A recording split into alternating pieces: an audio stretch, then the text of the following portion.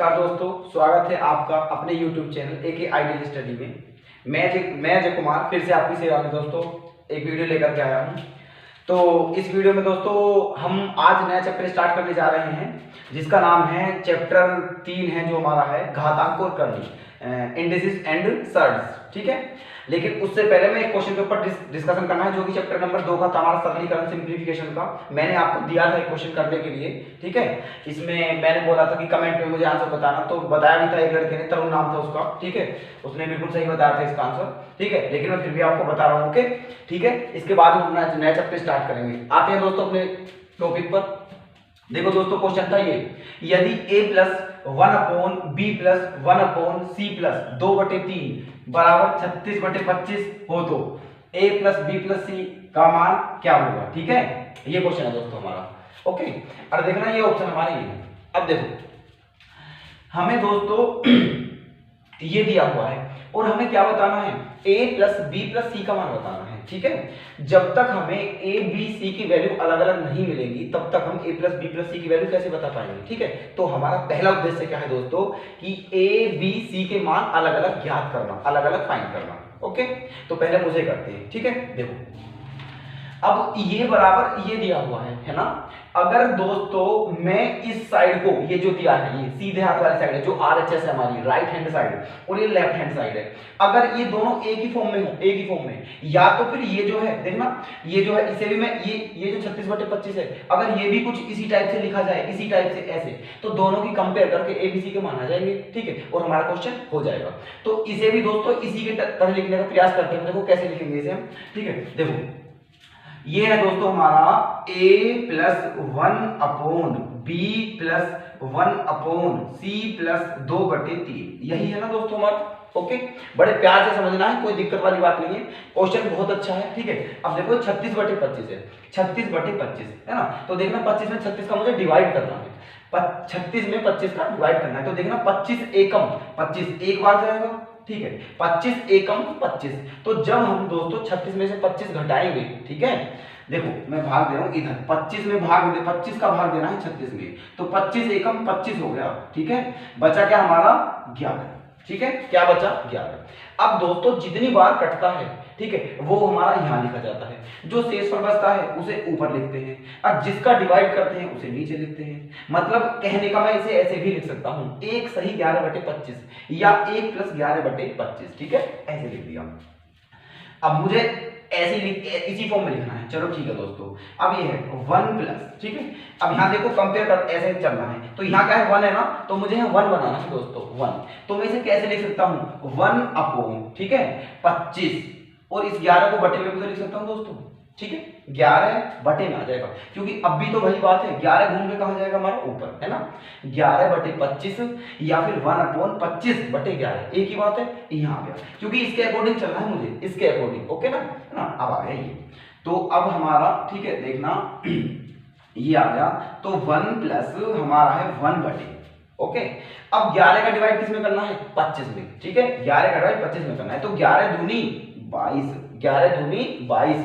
ठीक है, तो जब 11 दूनी 22, 25 में से 22 घटाया तो क्या बचा 3, तो यहाँ क्या बचा 3, और बटे में क्या था हमारा 11। ओके, ये हो गया, है ना। मैं बता रहा हूँ दोस्तों इसी के टाइप में चलना है, बिल्कुल ऐसे करके a प्लस 1/, ठीक है, यहाँ ये क्या है हमारा a प्लस 1/, इसका मतलब ये हमारा a का मान हो गया। ठीक है, a प्लस 1/b, ये किसका मान हो गया b का। ठीक है, a plus 1/b, a plus 1/b plus, लेकिन b के बाद फिर यहाँ एक है, फिर यहाँ एक बनाना है हमें। ठीक है, तो 3 को कहाँ ले जाऊंगा मैं, बटे में ले जाऊंगा। ठीक है, कहाँ ले जाऊंगा, बटे में, मतलब 1 प्लस 1/2 प्लस 1/11/3। ओके, 11/3। ठीक है, बात वही है ये, क्योंकि a प्लस 1/b प्लस 1/, ऐसे। अब 3 का डिवाइड करो इसमें। ठीक है, 3 का डिवाइड, तो जब हम 3 का डिवाइड करेंगे तो 1 प्लस 1/2 प्लस 1/, 3 का 11 में डिवाइड करना है। ठीक है, तो 3 तिया 9, 3 तिया 9, कितनी बार गया 3 बार। ठीक है, तो जब 11 में से 9 गया तो कितना बचा 2। ठीक है, क्या बचा 2 प्लस 2 बटे क्या 3 तिया 9 प्लस 2/3। ओके, ये आ गया हमारा। ओके ना, ठीक है। ये कंप्लीट फाइनली आ गया। अब देखना इसकी कंपेयर इसके साथ करनी है। ये क्या है दोस्तों, a plus 1 upon b plus 1 upon c plus 2/3, ठीक है। अब सब कुछ भूल जाइए आप, बस केवल इसको देखना है हमें, ठीक है, ऐसे। अब देखना कंपेयर करते हैं इसकी हम, ठीक है। देखो a प्लस 1 अपॉन इसका मतलब a का मान क्या हो गया हमारा 1, ठीक है। a प्लस 1 अपॉन b के प्लेस पे क्या हो गया दोस्तों हमारा 2 हो गया, ठीक है।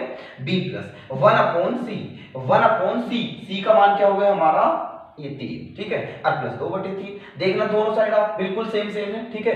बस abc के प्लेस पे क्या है 1 2 3। इसका मतलब हमारा a का मान क्या हो गया 1, b का मान क्या हो गया 2 और c का मान क्या हो गया 3। और हमें क्या करना है, इन तीनों को ऐड करना है। तो 1 और 2 3 और 3 6, क्या आ गया हमारा a plus b plus c का मान आ गया दोस्तों 6। तो हमारा ऑप्शन कौन सा सही हो जाएगा, ऑप्शन नंबर डी, ठीक है। आपके समझ आ गया होगा, ऑप्शन डी हमारा क्या हो गया करेक्ट। ओके दोस्तों, अब हमारा बिल्कुल 2 चैप्टर फिनिश हो चुके हैं, बिल्कुल कंप्लीट। ओके, तो नेक्स्ट चैप्टर आज स्टार्ट करने जा रहे हैं। चैप्टर नंबर 3 है हमारा, जिसका नाम क्या है, घातांक तथा करनी, इंडिसेस एंड सर्ट्स, ठीक है। अच्छा, तो दोस्तों इंडिसेस एंड सर्ट्स क्या है, पहले मैं आपको ये बताना चाहता हूं कि घातांक क्या होते हैं और करनी क्या होती है, ठीक है।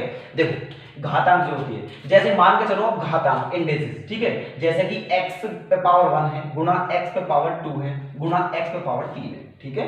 तो जब हम गुणा करते हैं, ये आप जानते होंगे कि जब हम मल्टीप्लाई करते हैं, जब गुणा करते हैं, ठीक है, और हमारा जो आधार हो जिसकी हम गुणा करने जा रहे हैं, ठीक है, उसका आधार बिल्कुल सेम हो, तो वो जो घातें होती हैं वो आपस में जुड़ जाती हैं, ठीक है। गुणा में घातें जुड़ जाती हैं। तो ये x पावर क्या हो गया दोस्तों, 1 और 2 3 और 3 6, तो ये हमारा x पावर हो गया 6। ओके, तो दोस्तों ये 6 जो है, ये जो 6 है यही हमारा घातांक है। ये 6 जो है ये क्या है हमारा दोस्तों घातांक, इसको ही घातांक बोलते हैं, ठीक है। ये होता है घातांक। तो घातांक का मतलब है, इंडिसेस का मतलब है जो भी पावर हो, ठीक है, जो भी चर राशि हो, x हो y हो p q r 1 2, ठीक है, कुछ भी हो, तो जो उसके ऊपर घात होती है, जो उसके ऊपर पावर होती है, उसी को हम घातांक कहते हैं दोस्तों। ओके ना, ठीक है। तो ये हमारा घातांक हो गया। उसके बाद है हमारी करनी, सर्ट्स क्या होता है। देखो जैसे दोस्तों मैं ये बोलूं 2 रूट x, अब देखना ये दोस्तों ये 2 इस टाइप से नहीं है कि 2 रूट x, मतलब ये 2 रूट x के गुणा में नहीं है दोस्तों, ये इसके कहां है, ये इसके रूट है, ये इसका रूट है, ठीक है। मतलब ये ऐसा है दोस्तों, बहुत छोटा है, ये 2 यहाँ ऐसे करके रूट x, ऐसे ये 3 है दोस्तों, ये जो है यहाँ ऐसे करके 3x है ना। तो ये 2 जो है ना दोस्तों 2, क्योंकि इसका मान हम सेपरेट नहीं निकाल सकते, इसका मान बिल्कुल मतलब इंटीजर के रूप में नहीं आएगा, मतलब ठीक है। तो 2, तो ये जो होती है दोस्तों ये होती है हमारी करनी, मतलब रूट में जो होती है, ठीक है, जो पावर हो बिल्कुल कंप्लीट, ठीक है, जो पावर हो कंप्लीट इंटीजर के रूप में, ठीक है, वो तो हमारी होती है घातांक। और जो हमारी पावर हो किसके रूप में, इस रूट के रूप में, ठीक है, तो वो ठीक है, तो जो हमारा मतलब पावर जो होती है, ठीक है, और वो हमारी इंटीजर के रूप में हो तो वो हमारा घातांक होगा, है ना, इंडिसेस होगी। और जो हमारी पावर रूट के साथ हो, रूट में, ठीक है, जो मतलब पावर हमारी 1/2 1/2 1/3 ऐसे, ठीक है, इंटीजर के रूप में ना हो, मतलब ऐसे, तो वो हमारा होता है दोस्तों करनी होती है, सर्ट्स होती है, ठीक है।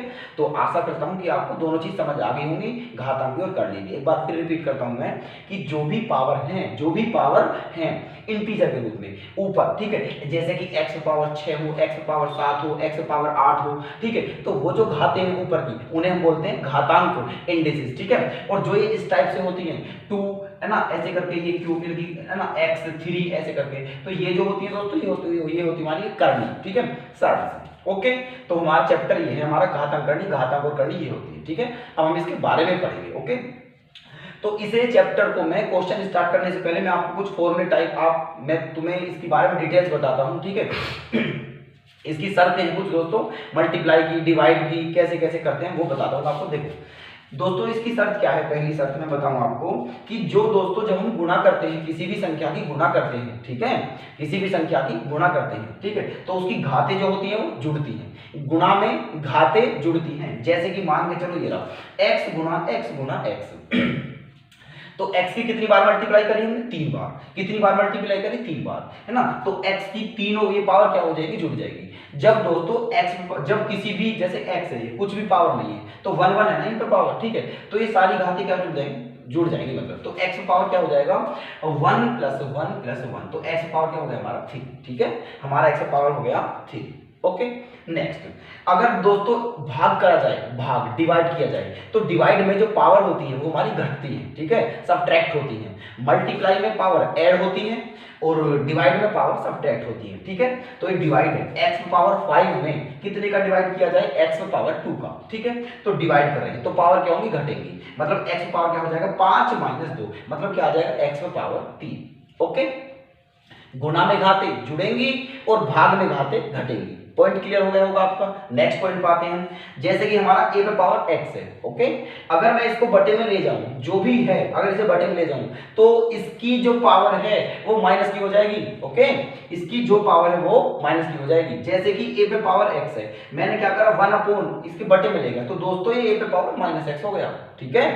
ऊपर से नीचे ले जाओ, ऊपर से नीचे ले जाओ तो भी पावर बदलती है, प्लस की है तो माइनस की हो जाएगी, माइनस की है तो प्लस की हो जाएगी, या फिर नीचे से ऊपर ले जाओ तो भी घातें बदलती है, ठीक है। देखना, जैसे ये 1/a पे पावर x है, मैं इसे ऊपर ले गया तो घातें किस चीज की होगी? माइनस की, ठीक है। तो ये हमारे 3 पॉइंट क्लियर हो गए, ठीक है। ये पहला पॉइंट, ये दूसरा पॉइंट, ये तीसरा पॉइंट, ठीक है। पहला क्या है? घातांक समझ आ गया आपको, करनी समझ आ गया क्या है, ये पहला पॉइंट क्लियर हो गया। गुणा में घातें जुड़ती हैं। दूसरा पॉइंट क्लियर हो गया, भाग में घातें घटती हैं। तीसरा पॉइंट क्लियर हो गया कि जो भी संख्या है अगर उसे बटे में ले जाऊं तो उसकी घात बदल जाएगी, प्लस की है तो माइनस की हो जाएगी, माइनस की है तो प्लस की हो जाएगी, है ना, ऐसे। चौथा पॉइंट क्या है दोस्तों? ये जैसे मान के चलो a/b पे पावर क्या है हमारा? x। a/b पे पावर है x, तो दोस्तों हमारा आधार क्या है? बेस क्या है? a/b, ये हमारा आधार है, क्योंकि ये x जो है ये तो हमारी घात है, ठीक है। जिसके ऊपर होती है घात, जो होती है ऊपर, उसे तो घात बोलते हैं, और जिसके ऊपर होती है वो उसे बोलते हैं आधार, बेस। तो इसका आधार क्या है? a/b, ठीक है। तो a/b पे पावर हमारा x है। अगर दोस्तों हम आधार चेंज कर दें, आधार चेंज कर दें तो हमारी घात भी चेंज हो जाती है, ठीक है। मतलब अगर प्लस की है तो माइनस की हो जाएगी और माइनस की है तो प्लस की हो जाएगी। जैसे कि a/b पे पावर x था, ठीक है, तो मैंने a/b के प्लेस पे कर दिया b/a। सॉरी दोस्तों, ये b/a कर दिया मैंने, ठीक है। तो a/b था, लेकिन मैंने क्या कर दिया? b/a, मतलब जो आधार है वो पलट दिया, ऊपर वाला नीचे पहुंचा दिया और नीचे वाला ऊपर पहुंचा दिया। तो ऐसा करने से जो हमारी घातें हैं, ठीक है, उसके साइन बदल जाती है, उसका चिन्ह बदल जाता है। पहले प्लस की तो क्या होगी दोस्तों? माइनस की, ठीक है। ये आपके क्लियर हो गया, है ना, वो कि अगर जो आधार है अगर उसे हम पलट दें तो घात भी हमारी बदल जाती है। ओके। नेक्स्ट पॉइंट पाते हैं, पॉइंट ये वाला, ठीक है। देखो, मान के चलो कि a पे पावर x है, ठीक है, और उसके ऊपर भी पावर y है, ठीक है। a पे पावर x है और उसके ऊपर भी दूसरी पावर कोई y है। तो दोस्तों मैंने x चेंज करके भी लिख सकते हैं, अदल बदल करके, ठीक है। जहां x है वहां y लिख सकते हैं और जहां y है वहां x लिख सकते हैं। मतलब a पे पावर x पे पावर y को क्या लिख सकता हूं मैं? a पे पावर y और y पे भी पावर x, कोई फर्क नहीं पड़ेगा, ठीक है, लिख सकते हैं हम ऐसे भी। ओके ना। चलो जी आगे चलते हैं। नेक्स्ट पॉइंट देखना, ये बहुत मोस्ट है दोस्तों, ये पॉइंट बहुत ही अच्छा पॉइंट है, इसमें हमेशा कंफ्यूजन होता है। ये दोनों पॉइंट बिल्कुल एक साथ समझने हैं आपको, ठीक है। ज्यादातर कंफ्यूजन होता है, बहुत ज्यादा, है ना। देखना, ये क्या है? x पे पावर 2 और उस पे भी पावर क्या है? 3, ठीक है। और यहाँ देखना, x पे पावर 2 और उस पे पावर 3 है। यहाँ x पे पावर 8 आ रहा है और यहाँ x पे पावर 6 आ रहा है। बात तो बिल्कुल ठीक है, x 2 3 x 2 3, तो फिर अंतर क्यों आया? क्यों फर्क पड़ा? मैं आपको एक बात बता रहा हूँ, हमेशा उसे याद रखना कि अगर कोई आधार है, उसके पावर या तो 2 हो, उसकी पावर 3 हो, कितनी भी हो, ठीक है, और उनकी घातों के बीच में अगर ब्रैकेट हो, ठीक है, उनकी घात के बीच में ब्रैकेट हो तो उन घातों की आपस में गुणा होती है, ठीक है। अगर किसी घात है जो भी 1 हो 2 3 हो, मतलब 2 हो, पावर 3 हो, 4 हो, कितनी भी, और उन सबके बीच में ब्रैकेट हो तो उन सब घातों की क्या करते हैं? गुणा। जैसे कि देखो आप, x में पावर 2 है और पावर 3 है, लेकिन 2 और 3 के बीच में क्या आ गया? ब्रैकेट है, तो इसलिए 2 और 3 की क्या हो गया? गुणा, मतलब 2 3 6, तो x में पावर क्या हो गया? 6, ठीक है। लेकिन अगर ब्रैकेट ना हो, अगर ब्रैकेट नहीं हो तो फिर क्या करना है? फिर मल्टीप्लाई नहीं करते दोस्तों। अगर ब्रैकेट नहीं हो तो फिर मल्टीप्लाई नहीं करनी है, फिर क्या करना है? जैसे x में पावर 2 है और उस पे भी पावर 3 है, ठीक है, तो फिर अब मल्टीप्लाई नहीं करनी है। अब 2 पे पावर 3 है, अब बिल्कुल आप इस x को तो भूल जाओ, अब 2 पे पावर 3 को आप सोचो। 2 पे पावर 3 का मतलब क्या होता है? 2 पे पावर 3 का मतलब है 2 गुणा 2 गुणा 2, तो क्या हो गया 8, ठीक है। तो इसलिए x पावर क्या हो जाएगा भाई 8, समझ गए। अगर घातें दे रही हैं और उन घातों के बीच में ब्रैकेट हो तो उनकी क्या करते हैं, गुणा करते हैं, ठीक है। लेकिन अगर घातें ना हो तो फिर कैसे पढ़ते हैं उसे, इस टाइप से ऐसे करेंगे, ठीक है। जैसे 2 की पावर 3 है तो 2 की पावर 3 का मतलब 2 3 6 नहीं करेंगे, बल्कि 2 की 3 बार मल्टीप्लाई करेंगे और तब हम अपना आंसर बताएंगे। ओके, नेक्स्ट आते हैं, चलो ये मान के चलो a गुणा b गुणा c गुणा और भी कितने हो, ठीक है। उन सब पे ये सारे इनका पावर क्या है x, ठीक है। इन सब पे पावर क्या है x, है ना। तो दोस्तों मैं इन्हें अलग अलग करके भी लिख सकता हूं, मतलब a पे पावर x गुणा b पे पावर x गुणा c पे पावर x अलग अलग करके भी लिख सकते हैं। ओके, ये ऐसे करके कोई फर्क नहीं पड़ेगा, है ना। अगर घात सेम हो तो अलग अलग करके लिख सकते हैं। तो जब आप ये बताइए, जब हम इसे ऐसे लिख सकते हैं तो इसे वापस ऐसे नहीं लिख सकते क्या, यहां देखिए आप, ठीक है। ये a पे पावर x गुणा b पे पावर x गुणा c पे पावर x, क्योंकि सब पे पावर सेम है, ठीक है। अगर कोई संख्या हो वहां मतलब कई संख्या हो, कई नंबर हो, उनके आपस में मल्टीप्लाई हो रही हो और उन सब की पावर सेम हो, उन सब की घात एक जैसी हो, तो दोस्तों जो आधार है उनके आपस में गुणा कर देते हैं और जो वो पावर है उन सबके ऊपर एक ही बार लिख देते हैं, अलग अलग लिखने की जरूरत नहीं। जैसे कि a पे पावर x है गुणा b पे पावर x है गुणा c पे पावर x है, तो मैं क्या लिख सकता हूं, a गुणा b गुणा c, और इन सबके पावर ऊपर x। ओके, ये हमारा पॉइंट ये क्लियर हो गया, है ना। नेक्स्ट,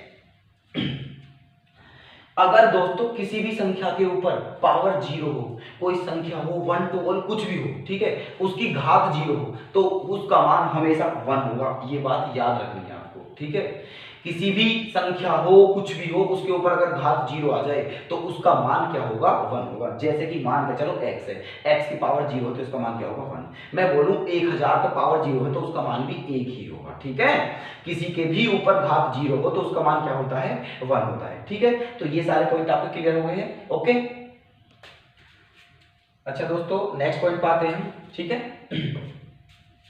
देखना ये क्या है, ये सारी ये है इनकी शर्ट्स दोस्तों, करनी है सब, ठीक है। ये भी x भी करनी है, y भी करनी है, z भी करनी है। देखो मैं आपको एक बात बताना चाहता हूं, ठीक है। एक तो होता है ये, है ना, और एक होता है ये, इन दोनों में अंतर है दोस्तों, ठीक है। ये जो x है ये इसके गुणा में है, लेकिन ये x गुणा में नहीं है, ये इसकी शर्ट्स है, करनी है। तो ये सारी करनी है दोस्तों, ध्यान से देखना है, कभी आप इन्हें मल्टीप्लाई में समझ लो, ठीक है। तो मिस्टेक नहीं समझनी है ना। तो x है करनी, फिर रूट, फिर y करनी है, फिर रूट, फिर z करनी है, फिर रूट में क्या है, ठीक है। तो अगर इस टाइप से करनी हो, चाहे कितनी भी हो दोस्तों, उन सब की आपस में गुणा कर दो तुम, इन तीनों की आपस में मल्टीप्लाई कर दो, x y z और रूट में लिख दो, बात खत्म, ठीक है। ये रूल है ना। अगर ऐसे करनी कितनी हो तो उनकी आपस में मल्टीप्लाई करके ऐसे लिख देते हैं, तीनों सारी करनी की चाहे कितनी भी हो, क्लियर है, ठीक है। अगर चाहे करनी कितनी भी हो, ठीक है, उन सबकी करणियों की आपस में क्या कर देते हैं, गुणा कर देते हैं, हमारा ऐसे आंसर आ जाएगा। ओके, ठीक है। नेक्स्ट पॉइंट देखो, a root x plus b root x plus c root x ऐसे है, माना ये सारे हमें जोड़ने हैं, ऐड करने हैं, ठीक है। एक बात हमेशा याद रखिए दोस्तों, रूट वाले को रूट वाले के साथ जोड़ते हैं और बिना रूट वाले को बिना रूट वाले के साथ जोड़ते हैं, ठीक है। जैसे कि मैं आपको बताऊं, मैं कहूं कि 2 plus 3 plus 4 root x plus 5 root x, ये है दोस्तों, और ये हमें ऐड करने हैं। अब तुम 2 को रूट वाले के साथ ऐड नहीं कर सकते, ठीक है।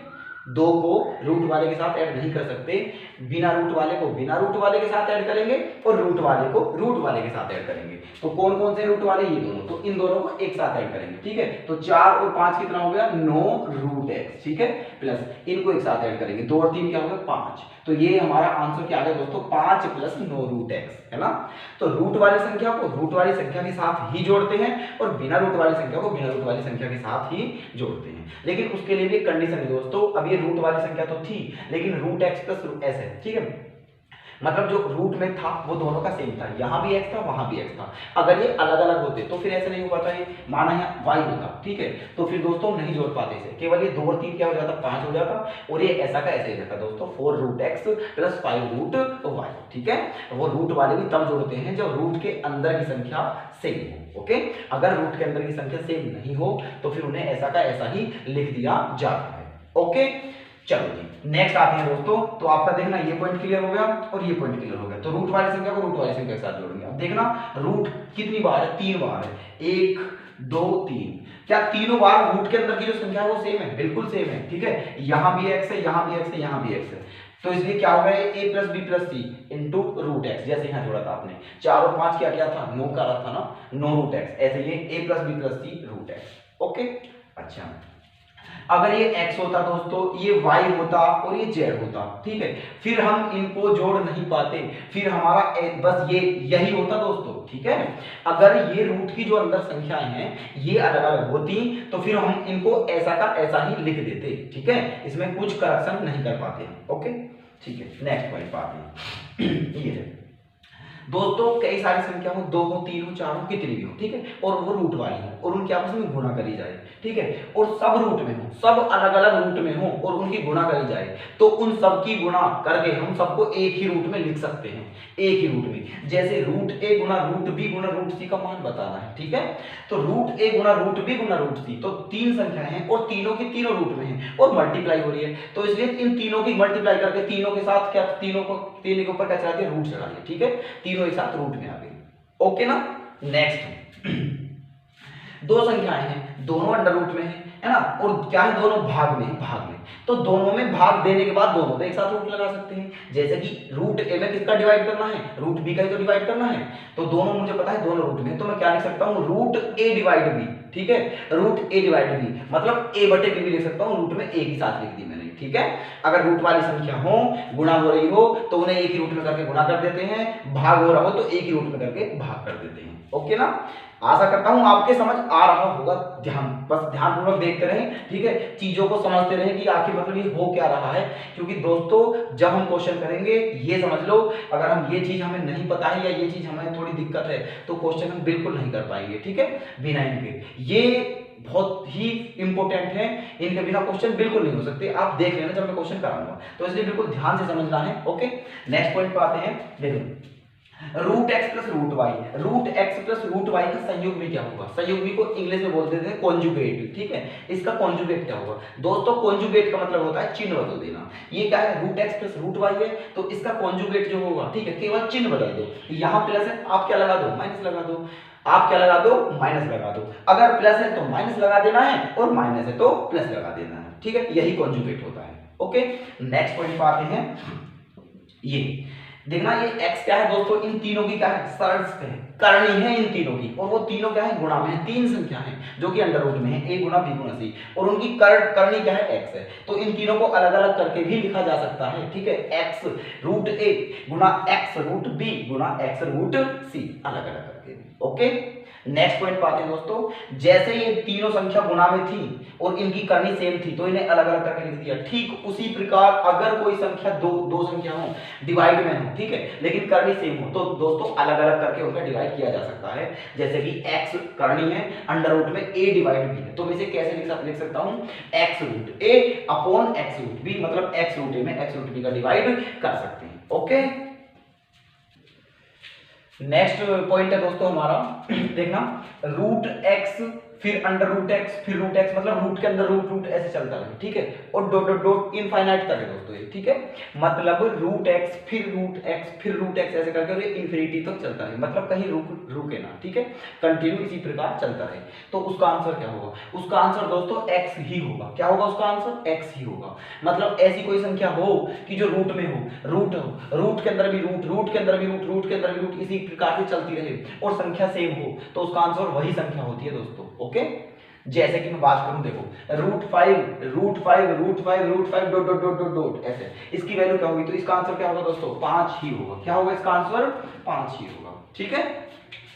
दूसरा पॉइंट, रूट एक्स बिल्कुल उसी प्रकार है दोस्तों, लेकिन वो तो इनफाइनाइट तक था, ठीक है, उसका कोई मतलब अंत नहीं था, लेकिन इसका होगा, ये रुकेगा दोस्तों, वो नहीं रुक रहा था, अगर ना रुके, अगर चलता रहे, ना रुके, इनफाइनाइट तक हो, तो उसका आंसर वही होगा जो संख्या है, ठीक है, लेकिन अगर रुक जाए तो उसमें ये फॉर्मूला लगा देना है दोस्तों, x पे पावर 2 पे पावर 4 माइनस 1 अपॉन 2 पे पावर 4, मतलब कहने का ये है, ठीक है, देखना इसमें x कितनी बार है दोस्तों, 4 बार है, 1 2 3 4, कितने x है इसमें, 4, कितने x है, 4, तो x पे पावर, इसलिए 2 पे पावर क्या है, 4, ठीक है। पहले बात सुन लीजिए, जितनी बार दोस्तों x दिया हो, 2 पे पावर उतनी करो, कितनी बार x दिया है, 4, तो 2 पे पावर 4 करो, ठीक है। ठीक है। और 2 की पावर 4 का मतलब क्या होता है 16, ठीक है। 2 की पावर 4 का मतलब क्या होता है 16, ठीक है। तो 16 ये आ गया तुम्हारा है 16, और 16 में से एक क्या कर देना है दोस्तों, कम कर देना है, और बटे में क्या रहेगा 16 ही रहेगा, ठीक है, ऐसे है ना। मतलब 16 में से एक जाएगा, क्या बच जाएगा 15, क्या बच जाएगा हमारा 15, और बटे में क्या 16।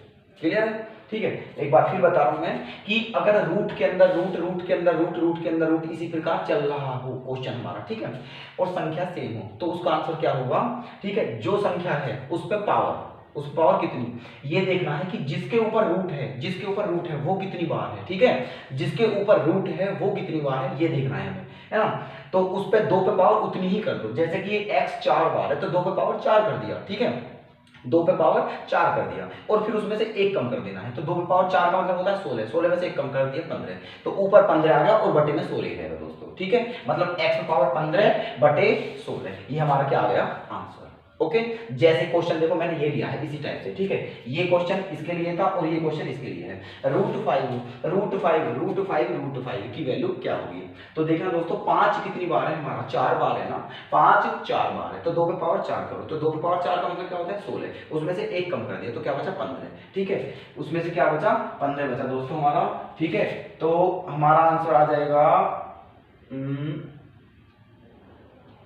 15 बटे 16, ठीक है, क्या आ जाएगा 15 बटे 16, ठीक है, ये हमारा आंसर होगा दोस्तों। ये सॉरी दोस्तों मेरे पे गलत लिख गया है, ये 16 यहाँ नहीं होगा, ये 16 यहाँ होगा, ठीक है। पॉइंट है दोस्तों हमारा ये दोनों पॉइंट आपके समझ आ गए। अगर अनंत तक है तो x पे पावर क्या करना है मैंने बता दिया है आपको, ये अगर अनंत तक है तो वही आंसर होगा, और अगर लिमिट दे रखी है मतलब 4 है 5 है तो उसे गिन के, ठीक है, 2 पे पावर उतना ही कर देना है, उसमें से एक कम करके वो, और बटे में मतलब 2 पावर है, ठीक है ये। तो अब देखना ये है जैसे हमारा √12 plus √12 plus √12 plus √12 plus dot dot dot अनंत तक चल रहा है दोस्तों ऐसे, तो आंसर क्या होगा, ठीक है।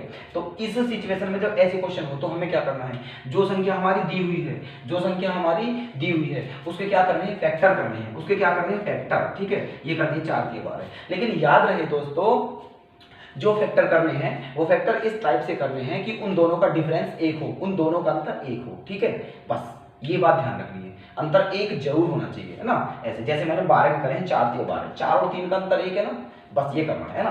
अब फिर ये देखना है यहाँ प्लस है, अगर यहाँ प्लस है तो बड़ा वाला आंसर आ जाएगा, अगर प्लस है तो बड़ा वाला आंसर आ जाएगा, और अगर माइनस है तो छोटा वाला आंसर आ जाएगा, ठीक है। तो क्योंकि हमारा प्लस है तो हमारा आंसर क्या हो गया इसका दोस्तों 4 हो गया, क्या हो गया 4, ठीक है। दूसरी बात अब देखना, जैसे नेक्स्ट क्वेश्चन है √30 minus √30 minus √30 minus dot dot dot infinite तक, ठीक है।